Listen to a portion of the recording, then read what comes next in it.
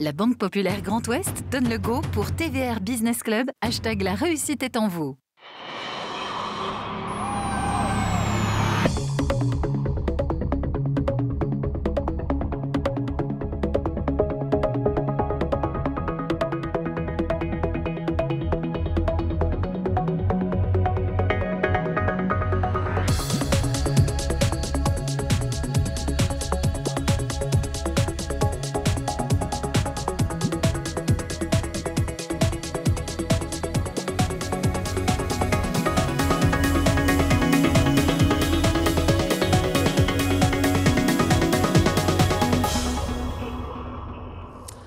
Bonjour à toutes et à tous, soyez les bienvenus dans cet atrium, dans ce temple de l'économie.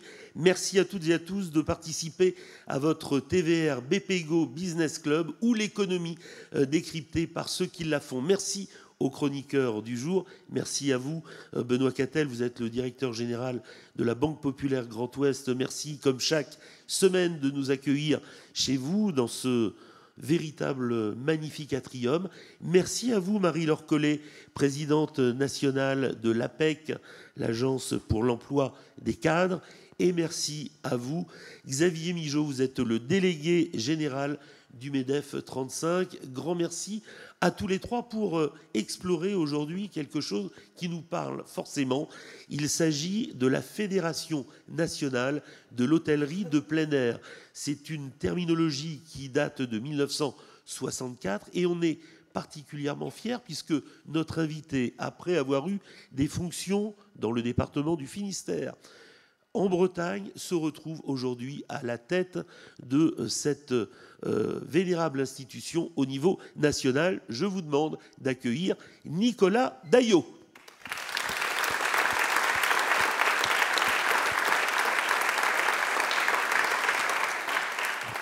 Bonsoir Nicolas, vous avez un micro, vous êtes le régional de l'étape, car costarmoricain. Et alors, avec vos parents, vous êtes fils d'agriculteurs, mais également de commerçants. Vous allez vous lancer d'abord dans des brasseries, parce que vous allez faire Auxerre, et puis vous allez aussi cheminer avant d'ouvrir votre premier terrain de camping dans les Côtes-d'Armor. Ensuite, on va vous retrouver un peu plus tard dans le Finistère avec votre sœur. Autrement dit, c'est une histoire qui part de très très loin. Quel est le premier souvenir avec ces vacances en toile de tente ou en mobil-home ? Alors déjà, nous n'avons pas créé le camping parce qu'aujourd'hui, il est quasiment impossible de créer des campings, mais nous y reviendrons sans doute. Alors en réalité, mais vous ne le répéterez pas, je n'ai jamais pratiqué le camping moi-même. C'est venu sur le tard, puisque à l'occasion d'une reconversion professionnelle, pour tout vous dire, on était dans la restauration. Mes parents précédemment avaient eu un bar tabac, l'agriculture, vous l'avez également rappelé. Je vois que vous êtes très bien informé d'ailleurs. Mais on ne croyait plus tellement dans la restauration. En tout cas, on ne voulait plus continuer notre parcours de restauration et on cherchait une activité alternative. Et par un ami commun qui était vendéen, puisqu'il y a beaucoup de campings en Vendée, c'est le premier département de France, on a eu l'idée de l'hôtellerie de plein air. On s'est intéressé au secteur. Et c'est comme ça, par hasard, tout en ayant encore une activité restauration, on avait encore les pieds dans la brasserie à Limoges à l'époque. On a acheté notre premier camping à côté de Paimpol. Mais c'est un pur hasard en réalité. Et ce qui est fou, c'est que vous nous expliquerez que vous avez triplé cette activité en 20 ans. Benoît. Écoutez, alors bravo d'abord pour ces chiffres. Moi, j'ai une question un peu générique. Est-ce que vous pourriez nous planter le décor de l'hôtellerie de plein air, alors en France, mais plutôt après sur notre territoire, ici en Bretagne? Ça représente quoi? Quel est le modèle économique? Comment les choses évoluent? Voilà les grandes données du secteur, s'il vous plaît. Alors c'est un véritable défi, puisqu'il y a beaucoup de choses à dire sur l'hôtellerie de plein air. Ce qu'on peut, en partant du monde, le camping, on le pratique en Amérique du Nord, en Europe et un peu en Océanie. L'Europe est donc un grand continent pour le camping. La France est le leader européen, puisqu'on a 29% des campings européens. On réalise 34% de la fréquentation du continent européen à nous tout seuls. Et on est le pays numéro 2 après les États-Unis, qui ont 2 fois plus de campings que nous. Mais comme c'est un pays qui est 15 fois plus grand, la France, je crois qu'on peut le dire, est le pays du camping. C'est un secteur, vous le disiez, qui réalisait 800 millions d'euros de chiffre d'affaires en l'an 2000 et qui fait plus de 3 milliards d'euros aujourd'hui et qui a sans doute un potentiel d'1 milliard d'euros, si on ne l'embête pas trop du fait des contraintes que nous rencontrons.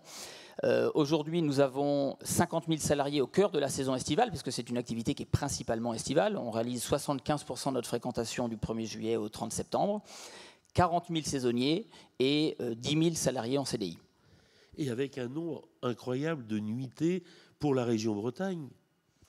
Oui, alors, pour la France, les nuitées, alors cette année, le chiffre n'est pas encore connu puisque l'INSEE le communiquera qu'en début d'année prochaine, mais on a un observatoire qui a été mis en place avec le gouvernement pendant le Covid. On va sans doute réaliser entre 138 et 139 millions de nuitées, ce qui fait qu'on a accueilli à peu près 26 millions de personnes cette année. Il faut savoir qu'il y a une dizaine d'années, les campings français réalisaient 105 millions de nuitées, donc ce qui fait une progression de 30% à peu près. Et en ce qui concerne la Bretagne, 14 millions. Près de 14 millions de nuitées, on va attendre la confirmation de l'INSEE, mais c'est à peu près ça, on va dire 13 millions 8, 13 millions 9, peut-être 14. Il y a une dizaine d'années, on faisait 8 millions de nuitées en Bretagne, sachant que les régions du nord de la France ont progressé beaucoup plus que la moyenne nationale, pour plusieurs raisons qu'on évoquera sans doute. Marie-Laure Collet, présidente nationale de l'APEC. Oui, alors donc vous êtes sur un secteur en plein développement, vous venez de le dire. Néanmoins, mon voisin parlait un peu de l'irritant, donc je vais parler de l'irritant. Toutes les régions de France travaillent à leur schéma directeur d'aménagement du territoire. Par rapport à ces différents schémas et aux contraintes environnementales, quelle dynamique vous envisagez pour l'avenir avec finalement ces zones de non-artificialisation des sols qui doivent vous impacter diablement? Alors oui et non. Oui, bien sûr, puisque c'est un sujet fondamental. Dans notre profession, la question de l'aménagement, de l'urbanisme, de l'environnement, du code du patrimoine est la question centrale. Alors bien entendu, l'emploi. Nos amis hôteliers et restaurateurs sont très focalisés sur les problématiques d'emploi, de formation, ce qui est normal. Nous, c'est évidemment notre préoccupation première, puisque le développement des services en dépend. Mais notre activité au sein de la Fédération nationale d'hôtellerie plein air et des syndicats départementaux, c'est l'aménagement. Alors, vous dites qu'on est un secteur en plein développement, sans doute, quand on regarde les chiffres d'évolution du chiffre d'affaires, mais on est dans un vrai paradoxe puisque nous perdons des campings. En réalité, au cours des 3 dernières années, on a encore perdu 380 campings en France, 76 000 lits touristiques, ce qui fait une perte de chance fondamentale pour les territoires français. Et à l'échelle nationale, on a perdu plus de 1500 campings en 20 ans. On était à plus de 9000 en 2000 et on n'en a plus que 7500 aujourd'hui. Et la courbe du chiffre d'affaires est évidemment inversée. Donc en réalité aujourd'hui, comme on n'attire pas les mouches avec du vinaigre, évidemment, les clients privilégient les endroits très privilégiés, justement, très privilégiés sur le plan naturel, la proximité de l'eau, de la mer, des lacs, des rivières, les sites protégés, ce qui fait qu'aujourd'hui, pour tout un tas de raisons, on pense évidemment à la loi littorale, la loi montagne, les risques naturels, on est une profession qui est très exposée au changement climatique, hein, et ça demande évidemment beaucoup d'ingénierie pour s'y adapter. On ne peut pas créer de facto des campings aujourd'hui, on en crée 1 ou 2, 3 par an, mais on en perd en moyenne entre 80 et 100 par an pour des questions d'aménagement du territoire ou plutôt d'impossibilité de repositionner la proposition commerciale. Xavier Migeot, délégué général du MEDEF 35. Et dans le cadre justement de ces fermetures de camping, comment ça se passe? En fait, il y a une massification, il y a des fonds d'investissement qui arrivent, il y a des grands groupes. C'est un secteur qui est en train de se massifier où il y a encore de la place pour des indépendants? Alors, il y a 2 sujets différents en réalité. Sur la disparition, ça concerne principalement 2 types de campings. Les tout petits campings, qui ont moins de 50 emplacements, sachant que la France est le seul pays d'Europe qui a 3000 campings de moins de 60 emplacements. On a d'ailleurs un plan de développement de ces petits campings qui sera présenté en début d'année avec la Banque des Territoires et la Caisse des dépôts. Il y a les campings municipaux également, qui aujourd'hui, sauf lorsque l'emplacement géographique est très privilégié, ne trouvent pas leur public, ce qui fait que leur activité a fondu et que le nombre de campings municipaux a considérablement baissé. Alors il y a une partie qui a fermé et l'autre partie qui a été reprise par des privés. Mais oui, il y a beaucoup d'indépendants et les groupes qui s'intéressent à notre secteur d'activité, puisque à la fois c'est un secteur qui est très robuste lorsqu'il y a des péripéties sanitaires, géopolitiques, puisqu'on a beaucoup de clientèle française et on n'a que des Européens de proximité, ce qui fait que les fonds d'investissement en général n'aiment pas perdre leurs investissements, les banquiers non plus, paraît-il, et nous non plus, chefs d'entreprise. Et en général, quand vous investissez de l'argent dans l'hôtellerie plein air, l'argent est en général bien investi dans la mesure où vous ne perdez pas votre mise de départ, puisque bon an, mal an, l'activité est relativement stable. Mais les fonds d'investissement qui s'intéressent au secteur, pour notamment constituer des groupes intégrés, s'intéressent plutôt aux campings d'une certaine taille. Or, la France n'a qu'un peu plus de 400 campings de 300 emplacements, ce qu'on peut qualifier de gros campings, mais ce ne sont pas ceux-là qui ferment, c'est un autre segment qui ferme, et ça nécessitera d'ailleurs une stratégie différente. On sait que la période du Covid a terriblement impacté l'hôtellerie, la restauration, beaucoup moins l'hôtellerie de plein air. Vous avez résisté ? Oui, alors on n'a pas résisté parce qu'on est meilleur que les autres. On a résisté aussi parce que nous avons de la chance. On a de la chance parce qu'il y a eu un reflux de l'épidémie pendant l'été 2020, pendant l'été 2021. Il y avait évidemment une corrélation entre l'activité virale et puis la saison hivernale. Or, nous, on fait, comme je le disais tout à l'heure, 75% de notre fréquentation entre le 1er juillet et le 30 septembre.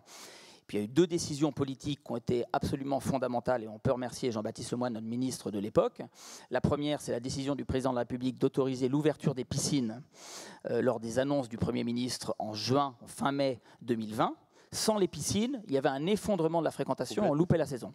Et la deuxième décision qui a été extrêmement importante, c'est en 2021 le contrôle unique du pass sanitaire en début de séjour, ce qui fait que les clients n'ont pas annulé en masse et sont venus. Et d'ailleurs, c'est un peu immodeste ce que je vais vous dire, mais je vais vous le dire quand même, la France est le seul pays d'Europe qui a réalisé plus de 300 millions de nuitées dans ses hébergements collectifs en 2021, grâce notamment à l'hôtellerie de plein air qui, à elle seule, a fait plus de 120 millions de nuitées, et ce qui lui a permis de maintenir un certain niveau d'activité, alors que la clientèle internationale extra-européenne, évidemment, avait déserté, et notamment sur certains types d'hôtellerie, c'était très très compliqué. Benoît. J'ai parfois l'intuition qu'il y a comme des grands écarts. Alors, des grands financiers rachètent des campings. En même temps, on a tous l'image du camping pas cher dans lequel on peut prendre des vacances pour les modestes. Il y en a aussi qui sont des aficionados, quel que soit le prix du camping. Comment vous gérez, vous êtes aussi à la tête d'un camping, comment on gère cette idée dans le cadre des restrictions de pouvoir d'achat et en même temps du besoin de congés de nos concitoyens? Comment on arrive à concilier les choses et à faire un modèle économique robuste? Alors, en réalité, il y a beaucoup de choses derrière tout ça. Ça va être difficile de synthétiser, mais je vais le tenter. En réalité, il y a un certain nombre d'erreurs de diagnostic qui sont faites très fréquemment, puisque notre secteur d'activité, et en particulier en France, qui est un peu moins vrai dans les autres pays du Nord, qui sont les grands pays du camping, l'Allemagne, les Pays-Bas, le Danemark, l'Angleterre. En France, les campings étaient véritablement très populaires historiquement, dans les années 60-70, lorsqu'ils ont été créés, puisque finalement, avec les villages de vacances, on est quasiment les petits derniers de l'hébergement touristique collectif. L'hôtellerie est bien plus ancienne que l'hôtellerie de plein air. Nous, on a vraiment pris notre envol après la Seconde Guerre mondiale. Et notamment, on a tous en tête les images de la régie Renault, etc., qui allaient en camping, ce qui est une réalité. Le miracle, en réalité, de l'hôtellerie de plein air, c'est d'avoir conquis de nouvelles catégories socio-professionnelles depuis 20 ans grâce à notre mutation. On va y revenir sans doute. Les services, les équipements, les prestations nouvelles que nous proposons, qui ont permis de convaincre de nouvelles clientèles. Mais le miracle, c'est qu'on a gardé notre clientèle historique. Et qu'en réalité, on a autant, et même plus, de classes populaires et de classes moyennes que dans les années 60. Puisqu'on a la clientèle historique qui pratique beaucoup l'emplacement nu, avec la tente ou la caravane, parce qu'il en va du camping. C'était un petit peu l'esprit Trigano, quoi. C'est ça, Trigano, avec la tente, le camping c'est Trigano, etc.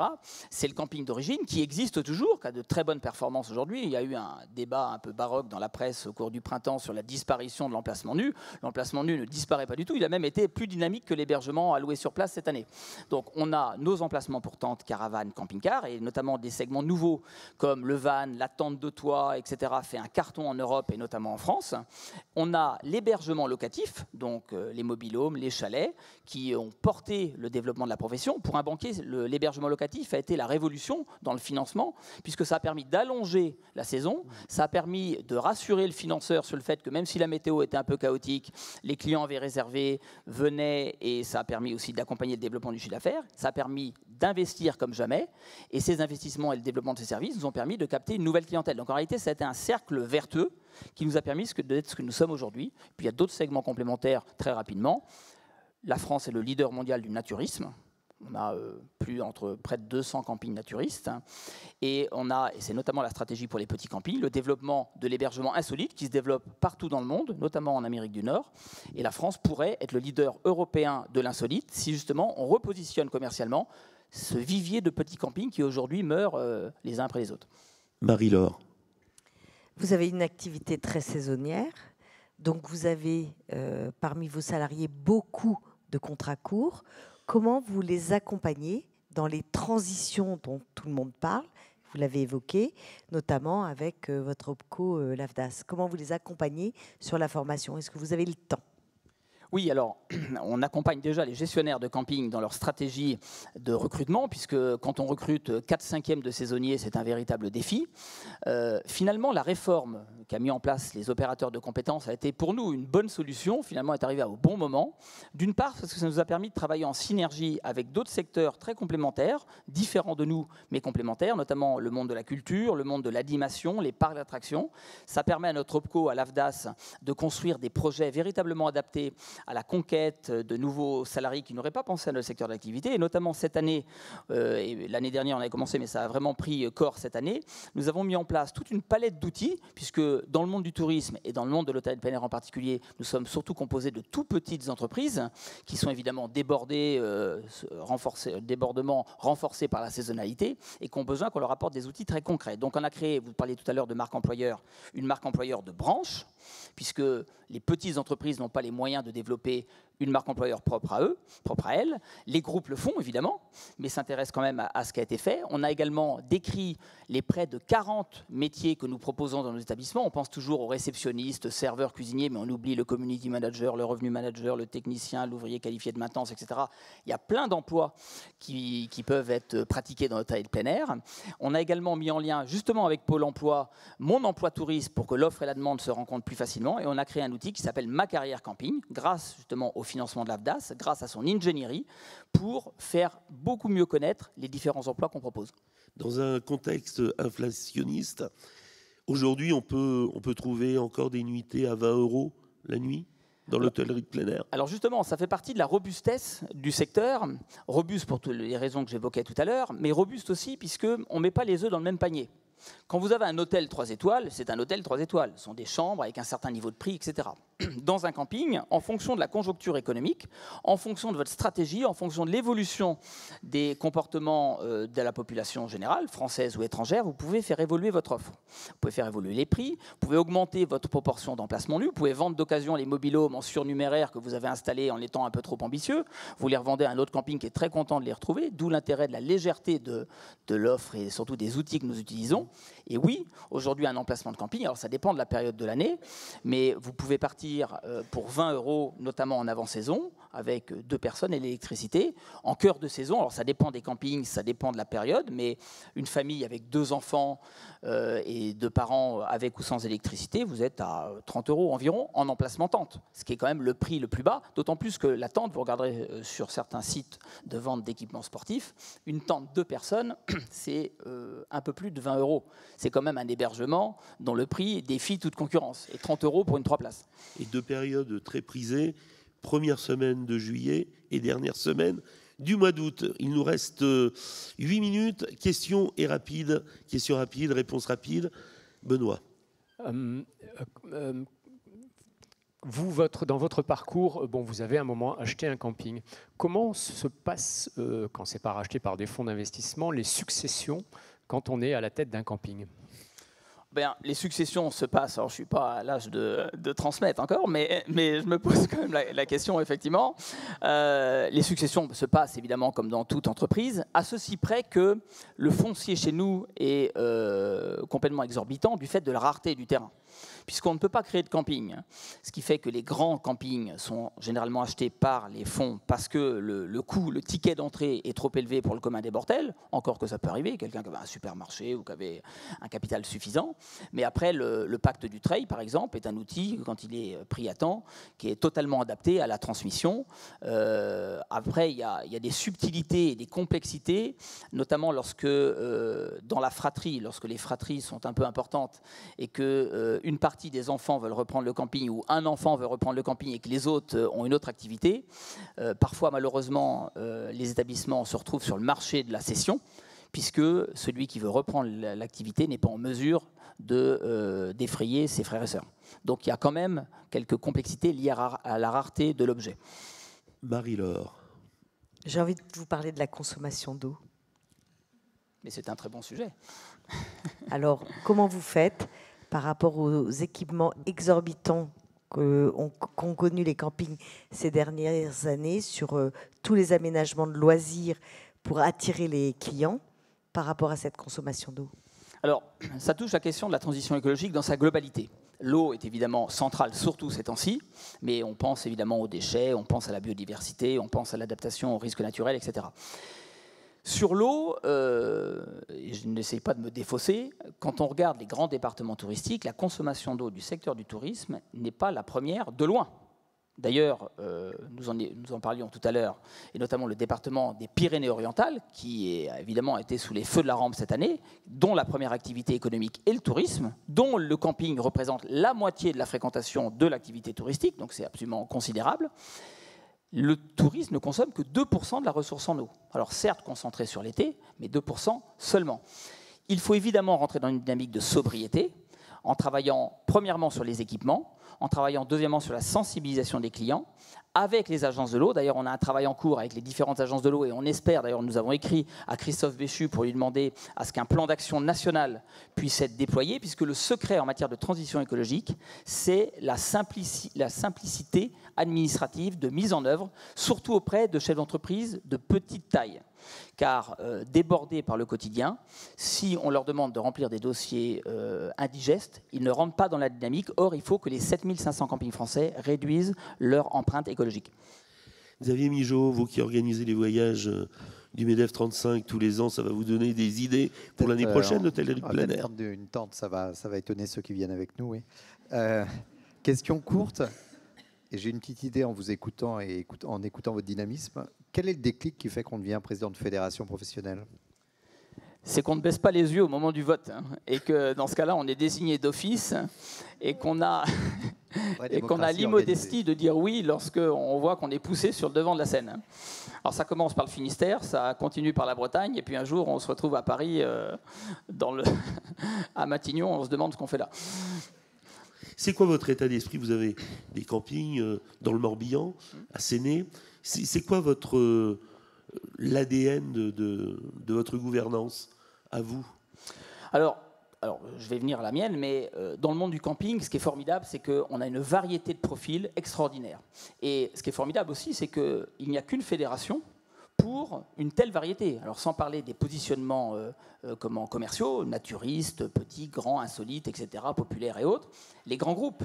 À la même table, vous avez le patron d'un grand groupe de camping qui travaille avec des fonds de private equity, et puis vous avez le représentant d'un maire d'un camping municipal qui a des idées politiques sans doute un petit peu différentes de son voisin. Vous avez une masse d'entreprises familiales, je ne l'ai pas dit, mais 89% des campings sont des campings indépendants. Je crois que c'était la question tout à l'heure. En ce qui me concerne, ce que je trouve formidable dans le secteur du camping, c'est la saisonnalité d'une part. C'est que d'une part, ça donne des temps de respiration. D'autre part, c'est qu'on a une relation humaine avec ses salariés, avec ses clients qui est extraordinaire, puisque contrairement à la plupart des commerces, cette respiration permet de retrouver ses clients avec plaisir. Je ne dis pas que les commerçants qui sont ouverts 365 jours par an en ont marre de leurs clients, mais quand même, quand vous êtes fermé 6 mois, c'est une grande joie de rouvrir, de voir. C'est finalement le printemps. Le printemps, c'est généralement l'ouverture des campings. Eh bien, comme les fleurs, le camping renaît et c'est sans doute le meilleur moment de l'année. Pareil pour la haute saison, c'est la préparation et c'est surtout la variété des activités et le travail en commun avec les salariés qui, au quotidien, aménagent, améliorent le camping et permettent aux clients de réussir leurs vacances. La dernière question pour Benoît. Si vous aviez une chose à demander à votre ministère de tutelle aujourd'hui, ce serait laquelle? Oui, une seule. Dans le temps imparti, c'est une. Une seule, c'est totalement impossible, mais c'est de sanctuariser la souplesse d'exploitation de l'activité, ce qui est le cas, de façon à ce qu'on puisse continuer à améliorer les prestations offertes aux clients au sein des campings existants. Car aujourd'hui, le secret pour préserver les lits touristiques, on ne peut pas être un grand pays touristique si on n'a pas une très grande quantité de capacité d'accueil. Or, quand on perd en 3 ans 76 000 lits touristiques, on est forcément sur un déclin potentiel qui est incompréhensible pour un pays comme la France. Donc préservons la souplesse pour s'adapter en permanence aux attentes du marché. Est-ce que la série Camping Paradis a été un accélérateur pour les professionnels du plein air. Mais bien sûr, Camping Paradis, le film Camping, a participé évidemment de la notoriété du secteur, a donné envie de creuser. Et une fois qu'on creuse, on s'aperçoit qu'il y a plein d'autres positionnements commerciaux que Camping Paradis, même si c'est un très grand succès et c'est un grand dynamisme que de mettre en place, de transformer sur le terrain le bon positionnement télévisuel de la série. Merci en tout cas Benoît, merci Marie-Laure, merci Xavier, et puis grand merci à vous Nicolas Daillot. On peut vous applaudir, le président de la Fédération nationale de l'hôtellerie de plein air. Merci à vous, merci au public, merci chez vous, et on aura grand plaisir à vous retrouver pour poursuivre notre exploration de l'économie de notre territoire. Merci à toutes et à tous.